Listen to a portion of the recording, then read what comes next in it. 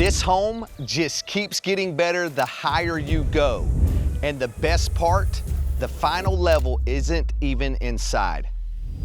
Starting here on the main level, everything is designed around effortless coastal living. Open concept spaces, a chef's kitchen, dining for 10, clean, refined, and intentional. And then it opens up. A private outdoor setup with a heated pool, spa, fire pit, and summer kitchen. This is where most homes would stop. But then you go up, and it gets better.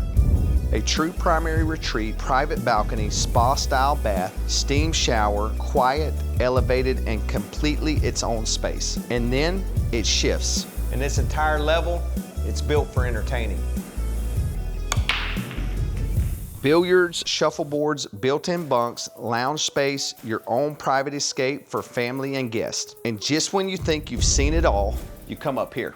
Views stretching across Watercolor, Western Lake, and the Gulf. This is the perspective that ties it all together. But the final level isn't inside the home at all. This is what ownership in Watercolor unlocks. Private beach club access, Gulf front pools, camp Watercolor, parks, trails, tennis, pickleball, the lake, the lifestyle. This home is just the beginning of it.